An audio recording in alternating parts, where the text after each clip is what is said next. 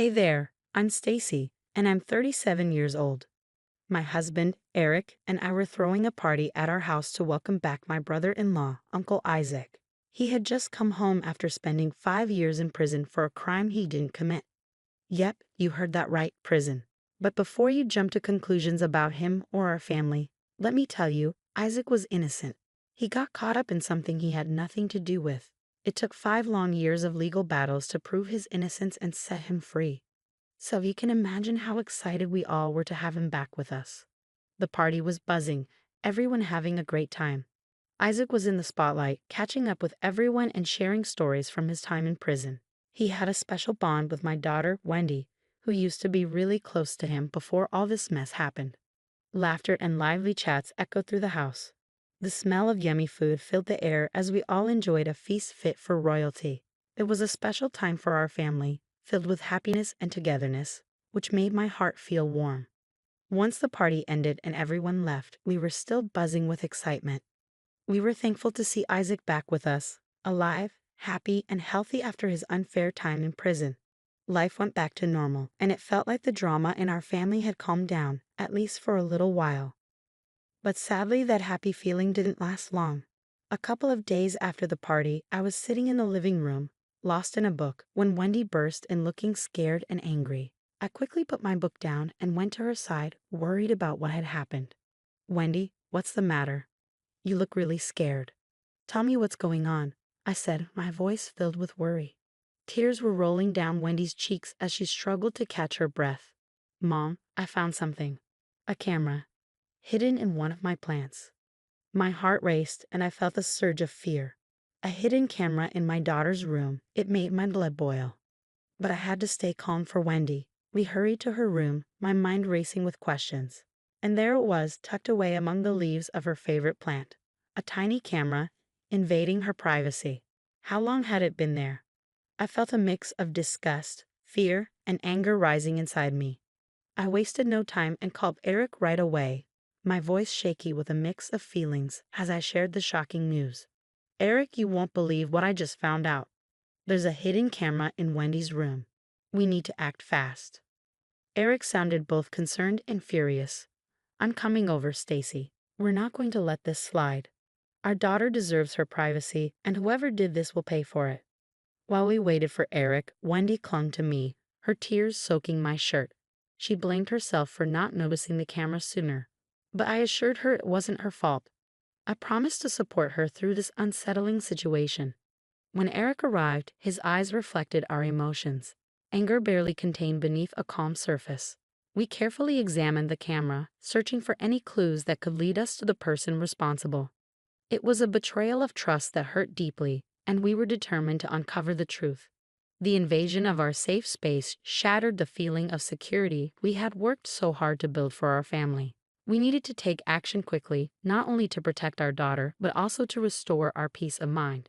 If there was one hidden camera in Wendy's room, who knew how many more might be lurking elsewhere in our home? "Don't worry, Wendy. We won't stop until we find out who did this," I reassured her. "Thanks, Mom. Can I please nap in the guest room?" "I don't feel comfortable in mine right now, and I'm really tired," Wendy asked. "Of course, sweetheart. You do what you need to feel safe." "I'm so sorry this happened," I replied gently. Wendy headed to the guest room, likely wanting some time alone after her privacy had been violated. I couldn't shake off the feeling of malice. Who could do something like this? We decided to review the footage, gather any evidence we could find, and involve the authorities if necessary. Nobody messes with our family like this. Though I was shaken, I found comfort in knowing Eric and I were on the same page. We sat together in the quiet of our living room, the seriousness of the situation weighing heavily on us. Our minds raced, trying to figure out who could have planted the camera in Wendy's room. As we talked it through, one name kept coming up: Isaac. I broached the subject carefully, trying to keep my voice steady. The timing is hard to ignore. The camera was likely planted during the family gathering, and who had the opportunity? Isaac. "Stacy, you can't seriously think Isaac would do something like this." "Yes, he's had his problems, but he's not a creep. He's my brother, for crying out loud," Eric protested. I understood Eric's reaction completely. Family bonds are strong, and suspecting a relative of such a violation feels almost unthinkable. But I couldn't ignore the clues that seemed to point towards Isaac's involvement during the family gathering.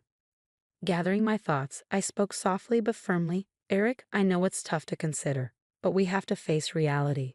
Isaac spent a lot of time with Wendy at the gathering, which suggests he may have had some interest in her. Plus, he just got out of prison. People change, and their experiences can influence their actions.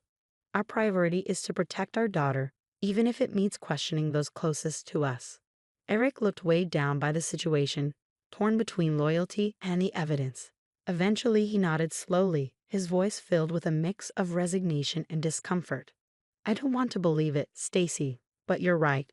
The timing and circumstances are hard to ignore. We have to find out the truth for Wendy's sake. The idea of confronting Isaac about the betrayal weighed heavily on our minds, but we knew it was necessary. The safety of our home and our daughter depended on it. As we braced ourselves for the tough conversation ahead, we promised to approach it with care and empathy. Finding the truth was crucial not just for our own peace, but to protect Wendy from any further harm. Days passed, and Eric struggled with conflicting feelings, loyalty to his brother versus the nagging suspicion in the back of his mind. The tension strained our relationship with Isaac and cast a shadow over our family as we grappled with uncertainty. A plan started to take shape in my mind. Risky, but it felt necessary to catch the culprit. I shared my idea with Eric, suggesting that hosting another family gathering could be the key to uncovering the truth. Think about it, Eric. Whoever planted that camera might try to retrieve it during another family event. This gathering, meant for bringing us together, could give us the chance to catch them in the act. Eric hesitated, still torn between his loyalty to his brother and the need to uncover the truth. But as I explained the urgency of our situation, he eventually agreed that we had to explore every option before getting the authorities involved. It was a tough choice, but necessary to protect our family and regain our sense of safety. I called Tina, Isaac's wife, to propose the idea of another family gathering. Hey Tina, we were thinking of having another family get-together. Are you and Isaac free to join us? Tina's response was surprisingly enthusiastic. She eagerly accepted, expressing her excitement for another gathering. It struck me as a bit odd, since she was usually more reserved, but I brushed it off, thinking she was just happy for family time. With the plans in motion, Eric and I focused on getting everything ready. Our home buzzed with anticipation and tension. We checked every corner for signs of intrusion, aiming to create a sense of normalcy while secretly preparing to catch the culprit. The stakes were high as the day of the gathering drew near, and our family's future hung in the balance. I felt a mix of nerves and determination. We were stepping into the unknown, but we were prepared to face whatever came our way to keep our daughter safe and our home secure. When the day arrived, our home filled with familiar faces once more. Excitement buzzed in the air, but underneath tension simmered. Uncle Isaac, ever charming, greeted everyone warmly, but Eric and I couldn't shake our suspicions. They loomed over us, casting a shadow on the festivities. To ensure Wendy's safety, we made the tough call to keep her away from the gathering, arranging a sleepover with a friend without revealing our concerns. With her gone, our focus sharpened, and we kept a watchful eye on anyone near her room. As the party started, laughter and chatter masked our true intentions. Eric and I played the part of hosts while secretly watching for any suspicious behavior. Our detective skills were in full swing. As the night went on, the music and dancing created a lively atmosphere, masking our true intentions. But amidst the celebration, I couldn't ignore Tina's strange behavior. She kept excusing herself, rushing off to the bathroom with an unusual urgency. My instincts kicked in, and I couldn't shake the feeling that something wasn't right. Driven by curiosity, I decided to approach her. When Tina headed towards the bathroom once more, I followed quietly, my heart racing. But instead of going inside, she turned and entered Wendy's room. Panic surged through me. I knew I had to confront her, to uncover the truth behind her actions. Stepping forward, I called out her name, my voice tinged with both accusation and concern. Tina, what are you doing in Wendy's room? Startled, Tina spun around, her eyes darting around the room as if searching for an escape. But there was no escaping the truth. The tension between us thickened, heavy with unspoken accusations. I asked you a question, Tina. What are you doing in my daughter's room? Tina's facade cracked, tears welling in her eyes. Her voice shook as she said, "I was just looking for Wendy. I was surprised she wasn't with us for the party." "You were going through her drawers," I pointed out, my tone unwavering. Tina looked down, realizing her hands were still in the drawer she'd been searching. I can explain." "Save it." The person we least expected, the one we had staunchly defended, had betrayed our trust. The room swirled with a whirlwind of disbelief and disappointment. I motioned for Eric to join me, and he rushed over, assuming we had caught Isaac in Wendy's room. But his expression turned to shock when he saw it was Tina. "You planted that camera, didn't you? Why, Tina? Why would you do something like this?" Eric demanded, his voice laced with anger and pain. Without hesitation, Eric called Isaac over to Wendy's room, his tone firm and commanding. Isaac, sensing the urgency, quickly joined us, confusion written all over his face. As Isaac stepped into the room, his gaze fell on Tina, tears streaming down her cheeks. Before anyone could say another word, Eric quietly closed the door, shielding the rest of the party from the unfolding drama. Taking a deep breath, I steadied my voice as I began to explain everything. I recounted the shocking discovery of the camera in Wendy's room, the invasion of their privacy that had shattered their trust. My words hung heavy in the air, the truth weighing down the room. "We planned this gathering, Isaac, to catch whoever planted the camera. And to be honest, we initially suspected you." "Bro, I'm so sorry. I shouldn't have doubted you, especially after everything with prison," Eric interjected, his voice filled with regret. "But it was mostly me who accused you, Isaac. I'm truly sorry. After finding Tina here, I realized you weren't involved."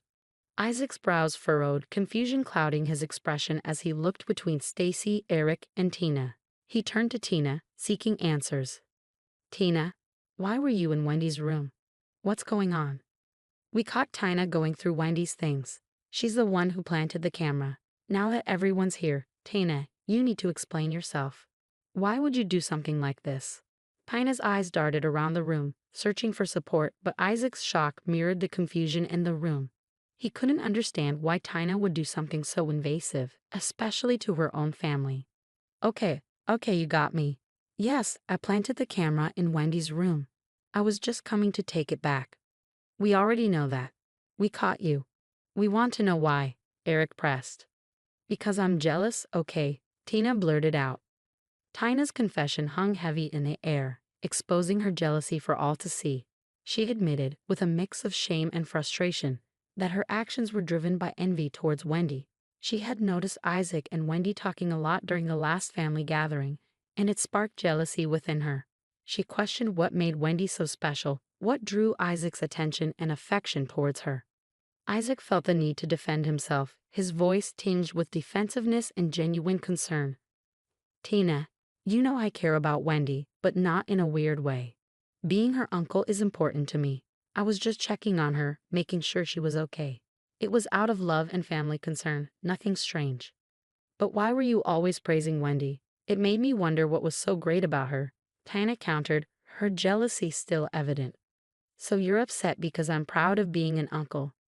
"Tina, is there something wrong with being proud of my niece? I have every right to support and appreciate Wendy. It's not about playing favorites, it's just genuine love for family." I didn't expect you to react like this. Trying to navigate the emotions in the room, I turned to Tina. "What were you hoping to find by planting the camera? What did you think you'd uncover?" "I just wanted to see how Wendy lives, you know. Maybe if I understood her better and acted like her, I could get the same attention from you, Isaac. I wanted to feel valued like she is." "You're acting crazy, Tina. Jealous of a teenager. That's messed up," Isaac snapped, his frustration evident. After an awkward silence that could rival a library, Eric decided to end the party. "Good call," I agreed. "The last thing we need is to keep partying after discovering Tina's true colors." The resident creep of the year. Once the relatives were gone, it was just Eric and me left to deal with the fallout of Tina's actions. And let me tell you, it wasn't pretty. I unleashed a verbal storm on Tina, making a sailor blush. I mean, who does that? Who plants a camera in their niece's room? Sick, that's who. Isaac looked lost, disappointment written all over his face. I guess he couldn't believe what his wife had done. Can't say I blame him. I'd be equally stunned if my partner turned out to be a lunatic. As the dust settled and our emotions ran dry, Eric and I found ourselves sitting in our once cheerful home, now tainted by one family member's sinister acts. The next day, when Wendy returned, it fell to me to break the news to expose the twisted truth. Tears filled Wendy's eyes as I recounted the violation of her privacy. The poor girl, innocent and unsuspecting, couldn't believe someone in our own family could do something so awful. Mom, I never imagined this could happen, especially from Tina. Seriously. Wendy's disbelief mirrored my own. I shook my head, struggling to comprehend it myself. I know it's hard to believe. Tina's really crossed a line. With Wendy in my arms, her tears staining my shoulder, I made her a promise. We were going to fight back. Pressing charges was just the beginning. Tina needed a reality check, and we were ready to give it to her. Her tearful eyes met mine, seeking reassurance. But Mom, how is Uncle Isaac doing? I sighed, the weight of our shattered family hanging heavily in the air. Honestly, he's struggling. It's hard for him to celebrate his freedom knowing he's married to someone who's acted so terribly. So, are they getting a divorce? I don't know, sweetheart. I hate what she's done to us. Me too. But right now, our priority is your safety. We're getting a restraining order against Tina so she won't come near you again. We're pressing charges and getting a restraining order against Tina, the one with the camera. And the bond between Isaac and our family? It's strained, shattered by this betrayal. There's an awkward silence between us, a reminder of how far jealousy can go. But we're determined to rebuild and find comfort in those who truly care. The road ahead might be tough, but we're ready to face it. Our family's love will help us through.